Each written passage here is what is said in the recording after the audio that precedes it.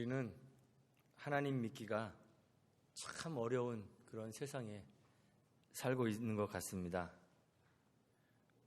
세상이 굉장히 발달해서 과거에 비해서 경제적으로는 엄청나게 많은 부를 우리 사회가 축적하고 있고, 또 지식이나 기술의 면에서 봐더라도 사회 발전을 위한 축적된 지식이 아주 풍부한 그런 세상에 우리들이 살고 있습니다. 그래서 우리가 가지고 있는 것들만 이렇게 살펴보면 우리 스스로도 우리의 삶을 영위해 나갈 수 있다는 그런 자신감이 충만한 그런 세상이 되지 않았나 이렇게 생각합니다. 그런데 이상하게도 우리는 무언가 많이 가지면 많이 가질수록 하나님으로부터는 점점 멀어지는 것이 우리 사람들의 모습입니다. 가진다는 것 꼭 물질만을 말하는 것은 아닙니다. 물론 물질도 많이 가지게 되면 하나님으로부터 멀어지는 그런 경향이 있습니다. 많이 가지게 되면 우리 주님이 말씀하신 것처럼 하나님 나라의 백성이 되는 것이 약대가 바늘기로 들어가는 것보다 더 어려워진다고 그렇게 주님이 말씀하셨죠. 돈만 그런 것이 아닙니다. 권세도 그렇습니다. 예수님 시대에 예수님과 적대적이었던 사람들은 대부분 유대 안에서 권세를 잡은 자들이었습니다. 제사장과 사두개인들이 예수님의 반대편에 서서 예수님과 하나님을 늘 대적했습니다. 쾌락이라는 것도 그렇습니다. 우리가 세상에서 누리는 즐거움의 크기가 점점 커지면 커질수록 하나님께서 주시는 기쁨은 참 느끼고 경험하기가 어려워집니다. 여러분들 아마 다 경험하셨을 거예요. 지혜와 지식도 그렇습니다. 성경에 나오는 솔로몬은 세상에서 유래를 찾아볼 수가 없을 정도로 그렇게 지혜롭고 또 지식이 많았던 사람입니다. 그런데 그 지혜가 하나님을 떠나서 자기를 의지하도록 만드는 그런 올무가 되어버렸습니다. 오늘날에도 세상에 지혜 있는 사람들은 자신의 지혜로 하나님마저 판단하려고 합니다. 그리고 결론을 내려버렸습니다. 하나님은 없다고 결정했습니다. 유명한 가수 중에 존 레넌 아시죠? 그 사람의 노래 가운데 Imagine이라는 노래가 있습니다. 굉장히 유명한 노래입니다. 그런데 그 가사를 보면 Imagine there's no heaven. It's easy if you try. No hell below us. Above us only sky.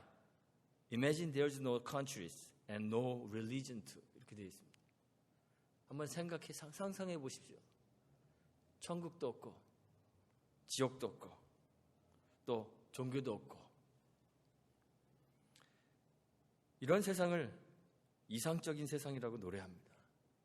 그런 세상에서는 모두가 사랑하고 모두가 평화를 누리는 그러한 세상이 될 거라고 그렇게 꿈꾸고 있습니다. 그렇게 꿈꾸라고 노래하고 있습니다. 무신론 철학자들은 하나님이 사람을 창조한 것이 아니라 사람이 하나님을 만들어냈다고 그렇게 주장합니다. 아인슈타인이 쓴 편지가 경매에 붙여진 적이 있는데요. 그 편지 가운데 이런 내용이 있다고 합니다. 나에게 신이란 인간의 나약함에 대한 표현이다. 그랬습니다. 신이란 인간의 필요를 위해 만들어진 존재일 뿐이라는 그런 의미입니다. 신이 존재할 수 있는 유일한 이유가 있다면 인간을 위해서 봉사하는 것이라는 뜻입니다. 우리 현대인에게 신이란 그저 나약한 인간들이 마음의 평화를 얻기 위해 만들어낸 그런 존재일 뿐이라고 세상의 사람들이 이야기합니다. 신이 존재한다면, 신이 존재해야 한다면 그 신의 유일한 역할은 인간을 위해 봉사하는 것이라고 그렇게 사람들이 생각합니다. 현대인뿐만이 아닙니다. 고대의 사람들도 신을 인간을 위해 봉사하는 존재로 그렇게 생각했습니다. 신이란 인간이 가지지 못한 엄청난 힘과 능력을 가진 그러한 존재이지만, 그래서 인간이 두려움의 신을 섬겨야 하지만, 그러나 동시에 인간이 신을 섬기는 이유는 인간 자신이 극복할 수 없는 그 삶의 문제들을 신이 해결해 주기를 원하는 마음을 가지고 섬기는 거예요. 신은 인간의 섬김을 받고 동시에 또 인간은 신의 섬김을 받는 것입니다. 이것이 세상 사람들이 생각하는 신에 대한 개념입니다. 그런데 이런 신에 대한 잘못된 개념이 기독교에도 그대로 들어와서 기복신앙이 되었습니다. 우리 기독교의 기복신앙은 이런 잘못된 신에 대한 생각에서 비롯된 것입니다. 하나님을 그저 인간의 행복을 위해 존재하는 그런 존재로 잘못 생각하게 되면 하나님 믿기가 정말 어려워집니다. 한번 생각해 보십시오. 하나님이 우리가 생각한 대로 우리의 삶을 섬겨주지 않게 되면 어떻게 하시겠습니까? 우리는 하나님의 성품이나 그의 능력을 의심하게 됩니다. 하나님이 이런 것도 못 해주셔? 하나님이 나를 사랑하지 않으시나? 그런데 한 번, 두 번 이렇게 하나님께 실망하게 되면 결국에는 하나님의 존재마저도 의심하게 됩니다. 하나님은 없다고 생각하게 됩니다. 시편을 비롯한 구약 성경들을 우리가 읽어보면 많은 사람들이 의인을 조롱하면서 하나님을 무관심한 분이다 멸시했습니다. 심지어는 하나님 없다고 그렇게 하나님의 부재를 이야기하고 있습니다.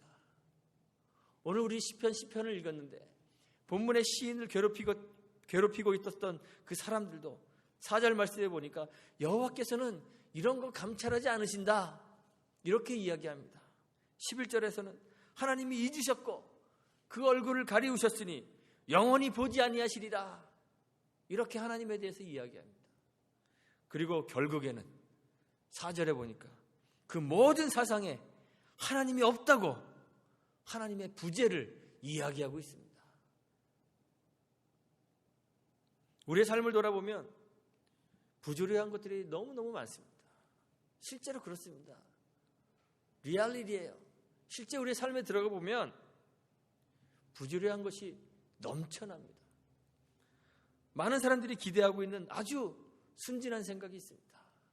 여러분들 마음속에도 있고 제 마음속에도 있을 것 같아요. 권선징악이라는 것입니다. 권선징악. 우리는 너무도 순진해서 아니면 어쩌면 너무도 어리석어서 우리가 죄로 인해 뒤틀려진 세상 속에 살고 있다는 사실을 잊어버립니다. 기억하지 않습니다. 세상에서 항상 선한 것이 득세하고 신실한 자들이 복을 누리는 그런 이상향을 꿈꿉니다. 그런데 그건 이상이에요. 하나님이 세상 속에 들어오셔서 그런 세상을 만들어 주시기를 바랍니다. 하나님이 공의의 심판자가 되어 주셔서 악한 자들은 멸해 주시고 선한 자들은 복되게 해주시면 얼마나 좋을까, 이런 순진한 생각들을 하고 살아갑니다. 그런데 한번 생각해 보십시오. 만일 정말 하나님께서 매일매일 우리 삶에 개입하셔서 권선징악, 선은 복 주시고 악은 징벌하신다면 과연 우리 가운데 몇 명이나 살아있을 수 있을까요? 뿐만 아닙니다. 하나님은 우리가 정의하는 선악의 구분에 제약받으시는 분이 아니십니다. 하나님은 하나님 자신이 선이시고 하나님 자신이 사랑이시고 하나님 자신이 거룩이시고 하나님 자신이 공의이십니다. 그 하나님이 우리의 삶을 포함한 모든 세계를 예정하시고 계획하시고 섭리하시고 이끌어 가십니다. 우리가 알고 기대하는 것보다 훨씬 더 크고 훨씬 더 정밀하고 훨씬 더 선하신 그 뜻에 따라 하나님이 일하십니다. 우리는 하나님이 하시는 일에 대하여 또는 그의 인도하심에 대하여 그것이 선인지 그것이 악인지 판단할 수 있는 자격도 없고 권한도 없고 능력도 없습니다. 단지 우리가 알아야 하는 것 한 가지는 온 세상이 우리 눈에 어떻게 보일지라도 온 세상이 하나님의 선하신 뜻에 따라 움직이고 있다는 사실입니다. 우리는 살다 보면 삶의 주변에서 일어나는 그런 일들과 모든 증거들이 하나님이 무관심하거나 아니면 하나님 없다라는 하나님 부재를 드러내는 증거처럼 보일 때가 있어서 마음이 답답합니다. 어쩌면 항상 그런지도 모릅니다. 성경에 욥도 그랬습니다. 욥에게 재앙이 임했습니다. 그래서 그 소식을 들은 친구들이 찾아왔습니다. 위로하기 위해서 찾아왔는데 딱 보니까 너무도 재앙이 엄청나서 무슨 말로 위로를 해야 할지 위로가 불가능할 지경에 이르렀습니다. 그래서 7일 낮 7일 밤을 아무 말 하지 못하고 말 한마디 하지 못하고 그냥 앉아 있습니다. 욥의 아내는 욥에게 하나님 욕하고 죽으라고 그렇게 막 바가지를 박박 긁습니다. 드디어 욥의 친구들이 7일이 지난 후에 입을 뗍니다. 위로를 하러 왔는데 너의 재난을 보니까 네가 죄를 지었기 때문에 이러한 재앙을 받을 수밖에 없다고 생각한다. 회개해라. 욥에게 회개를 촉구합니다. 근데 욥이 항변하죠. 나는 이런 정도의 재앙을 초래할 만한 죄를 짓지 않았다. 나는 죄를 짓지 않았다고 항변합니다. 이게 우리들의 삶의 모습입니다. 우리는 죄를 짓지 않은 것 같은데 죄를 지었다 하더라도 이 정도 고통이 우리에게 임할 정도로 죄를 지은 것 같지는 않은데 우리의 삶이 괴롭습니다. 삶이 참 힘듭니다. 죄 없이 당하는 욥의 이 고통은 하나님이 무관심하거나 그의 사람들에 대해서 무관심하거나 아니면 하나님이 없는 부재의 증거가 될 수 있을까요? 성경을 읽어보면 사실 욥의 고통은요 사탄의 도전에서부터 시작됩니다. 욥이 까닭없이 하나님 경외하겠습니까? 이런 사탄의 도전에 대한 하나님의 대답이 욥의 고통입니다. 까닭없이 욥이 소유하고 있었던 수많은 양들과 또 약대들과 황소와 재산과 자녀들과 그가 가지고 있는 누리는 모든 것들 때문에 하나님 섬기는 거 아니겠습니까? 이 사탄의 도전에 대한 대답이 욥의 고통입니다. 사탄이 이렇게 도전하면서 기대하는 것이 있습니다. 우리 사람들에게 기대하는 것이 있습니다.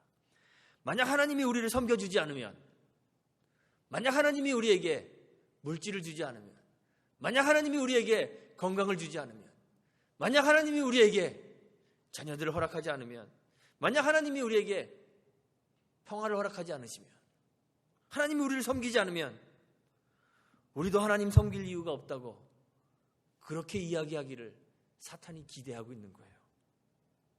이 사탄의 기대가 늘 우리 주변에서 일어납니다.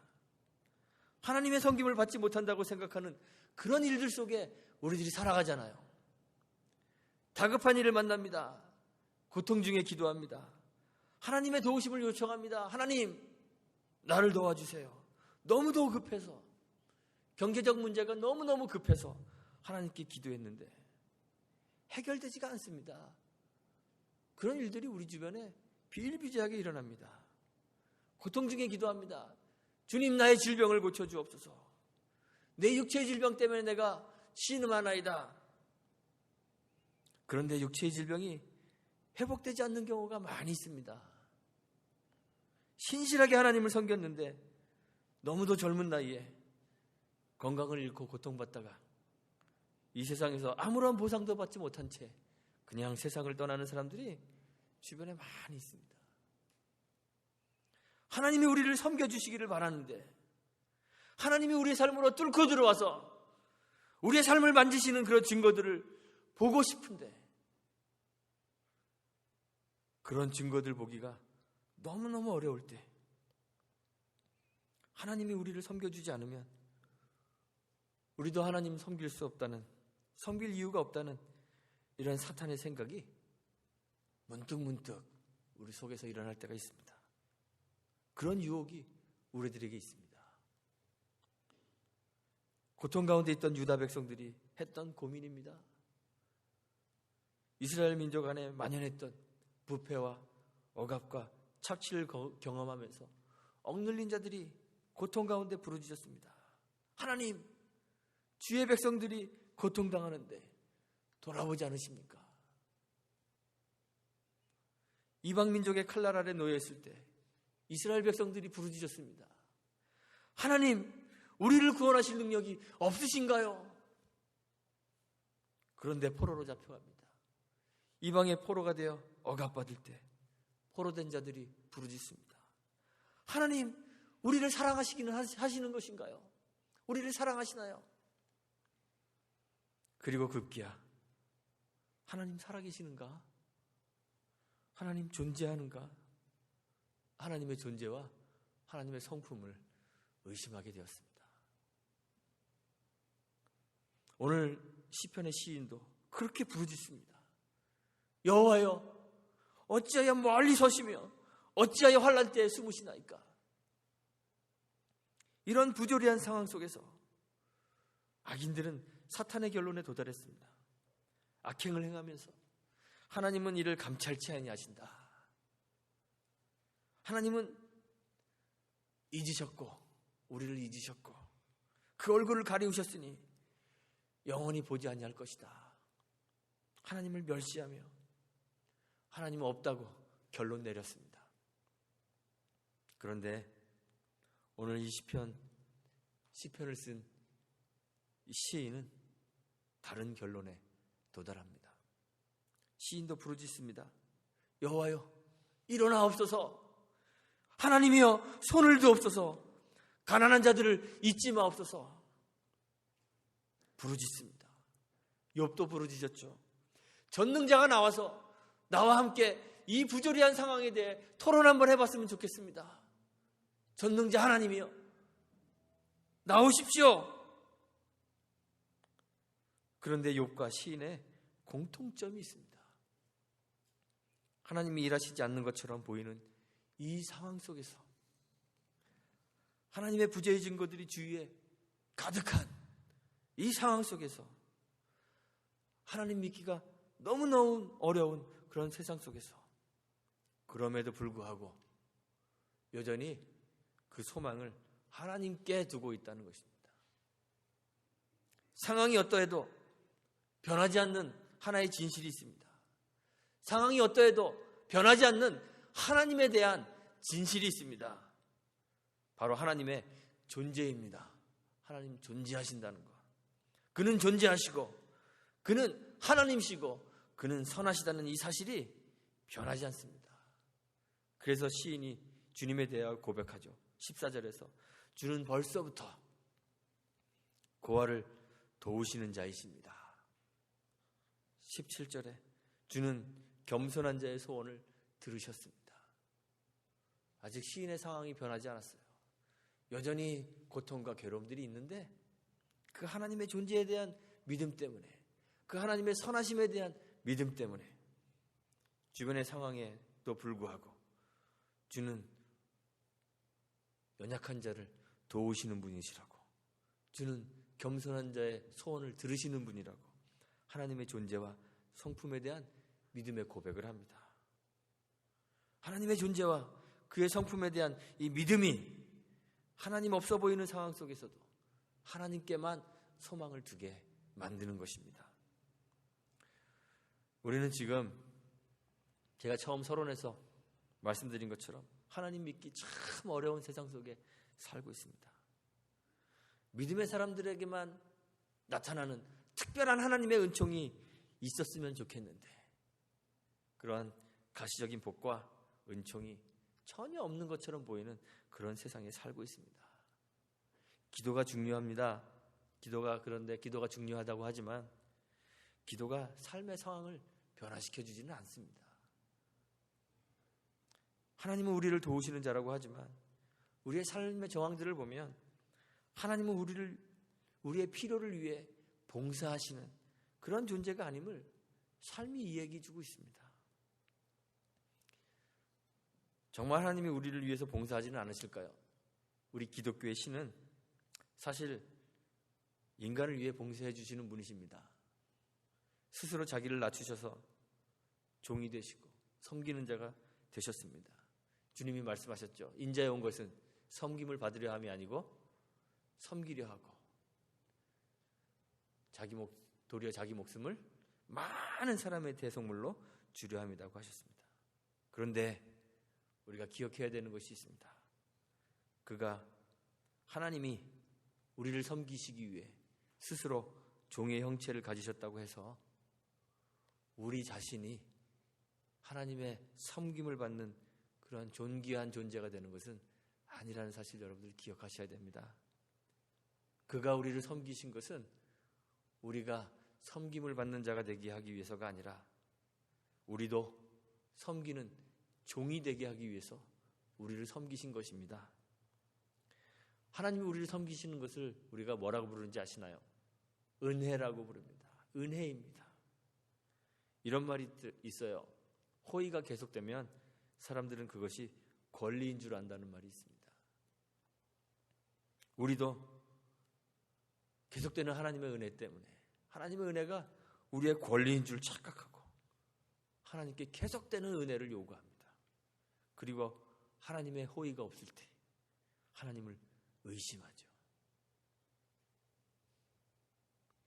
그러나 하나님 안에 거한다고 해서 우리가 하나님의 은혜의 수혜자가 되었다고 해서 이 세상에서 하나님의 섬김을 받아야 하는 존귀한 자가 되는 것은 아닙니다. 우리에게는 하나님의 은혜를 요구할 아무런 자격도 권리도 없습니다. 하나님의 은혜 안에 거하는 것은 끊임없이 하나님께 세상의 것을 요구하는 특권을 가지는 것이 아닙니다. 하나님 은혜 안에 거하는 것은 하나님의 존재와 그의 성품에 대한 믿음을 가지는 것입니다.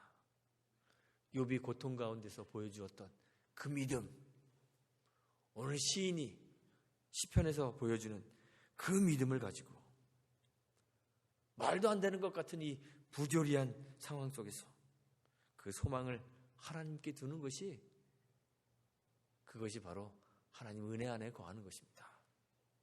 시인은 그렇게 소망을 하나님께 두고 하나님의 구원을 기다립니다. 시인과 같이 날마다 하나님의 나타나심을 기다리며 살아가고 있는 우리 교회 성도님들, 우리가 하나님 백성인 것은 하나님께서 주시는 세상의 것들 때문이 아닙니다. 변하지 않는 하나님의 존재와 그의 선하심 때문에 우리가 하나님의 백성인 것을 기억하게 되기를 바랍니다. 우리의 뜻대로 되지 않는 세상, 힘들고 견디기 어려운 고통이 기다리고 있는 이 세상 속에서 우리의 육체는 약해질 수밖에 없습니다. 우리의 소유는 줄어들기도 합니다. 세상의 오해와 편견 때문에 사람들의 미움을 받을 수도 있습니다. 그러나 세상을 창조하시고 당신의 선하신 뜻대로 섭리하시는 그 하나님에 대한 믿음을 지키는 그런 성도들이 되시면 그 안에서 하나님께 소망을 둘 수 있습니다. 우리 모두가 이 하나님의 존재와 하나님의 성품에 대한 믿음을 가지게 되기를 간절히 소망합니다. 그 하나님이 선하시기 때문에 세상의 어떠함과 상관없이 그가 우리를 선한 길로 인도하실 것입니다. 이 믿음을 가지고 하나님께 소망을 두고 사는 저와 여러분들이 되시기를 주님의 이름으로 축원합니다. 함께 기도합니다.